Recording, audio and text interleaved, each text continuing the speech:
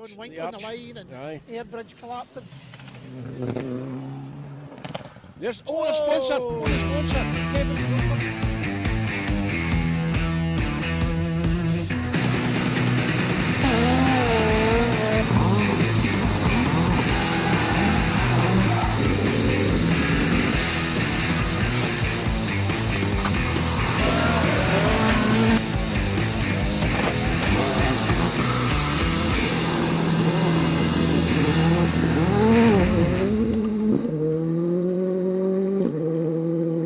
Although the majority of the classes in the KNC Groundworks Scottish Rally Championship had already been decided, there were still a couple to be won on the final round, the Carlisle stages.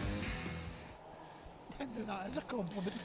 Lachlan, get on yourself. Oh, steady. Lachlan, obviously.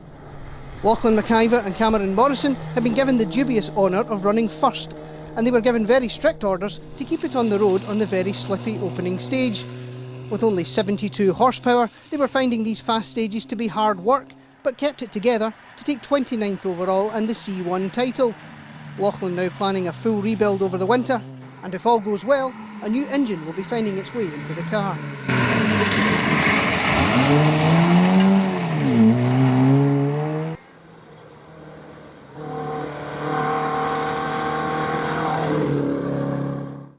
The Moats Offshore Junior Navigators title was still to be decided, Greg Alcorn needing a finish to take the title from the passenger seat of Scott Gourley's Peugeot 205.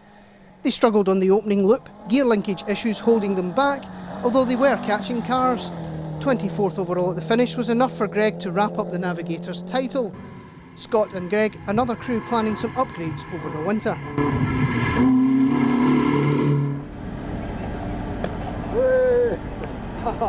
No!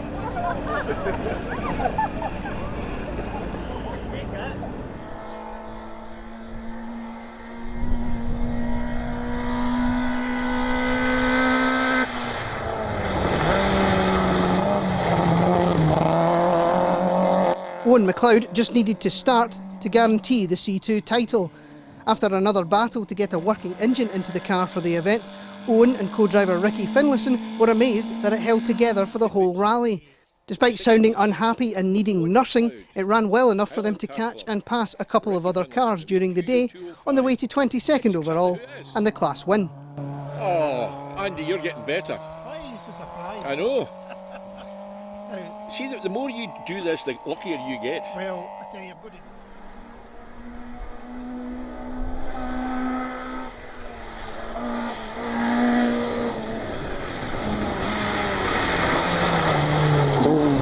Having already wrapped up the Class M3 Championship, Megan and John O'Kane headed into this round with Megan embroiled in a big battle for the ladies' driver's title.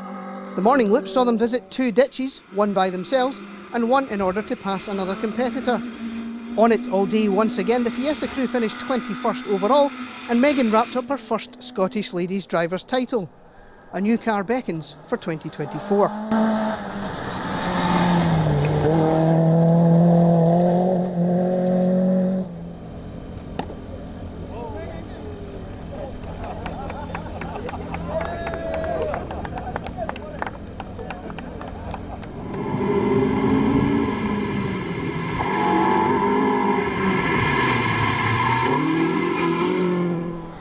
Walter Henderson and Jim Kinloch were making their first SRC start in their recently finished Mark II Escort. Walter quickly learned that he wasn't a big fan of the sequential box, getting stuck in gear and stalling at a hairpin on the first loop.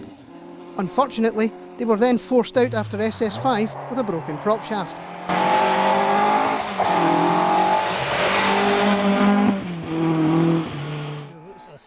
Oh, this could be anybody, folks. We're struggling here with this tracker. Oh, somebody. 55. Fraser Smith, Nicky Addison. Fraser Smith and Nicky Addison were making their second start in their Mark II Escort. Fraser still learning the rear-wheel drive game and was enjoying going very sideways and in circles during the day. The big issue was fuel starvation over the final stage, causing them to lose over 3 minutes. They made it to the finish, 4th in Class M4.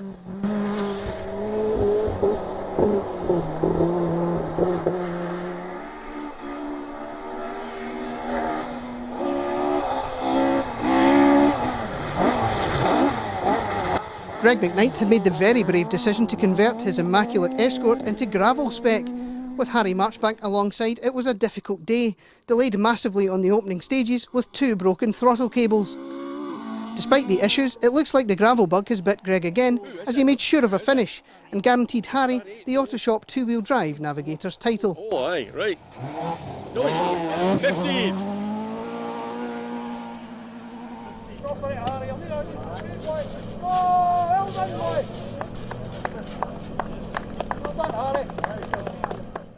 Aileen Forrest was the other protagonist in the battle for the ladies' title. It was a tough opening loop for Aileen and co-driver John, the Evo pilot finding the stages to be very slippy. And things didn't improve when the car refused to start after the mid-event refuel, ending Aileen's SRC season with a disappointing retirement.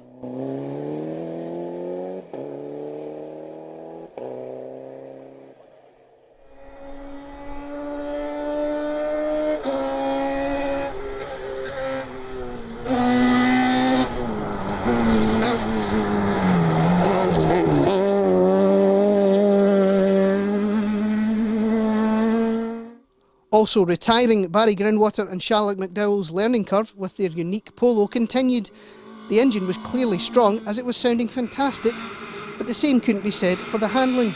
A sudden snap of oversteer in the first loop saw them visit a ditch, and Barry reckons that did damage that eventually forced them out. After the event, they discovered that one of the diffs wasn't working properly.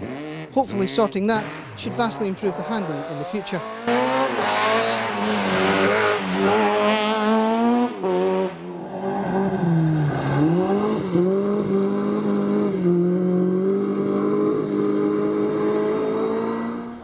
David McLeod and Eamon Boyle had burned the midnight oil to repair their Sunbeam after its argument with the infamous Galloway Hills Bridge last time out. Starting the day with a strong chance of the H1 title, that task was made easier when Stuart Eggleston and Brian Hodgson retired with engine issues. Taking it relatively easy to make sure of the finish they needed, the Sunbeam ran strongly to 20th overall and the H1 title. Right, it's David McLeod. oh, Maybe Sunbeam. 57. It's Oh, it just sweet as a nut, that wee car, isn't it? Love it.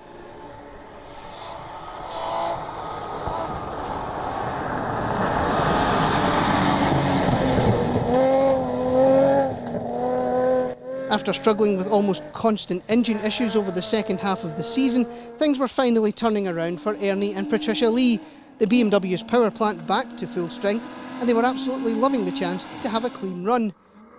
Ernie confessing to one big moment where he wasn't quite in the right position on the road, but they ran well to an excellent 23rd overall. No, it's a wee, it's Ernie, It's right? Ernie. No, on my tracker. I nearly switched it off. Good for Ernie and Patricia.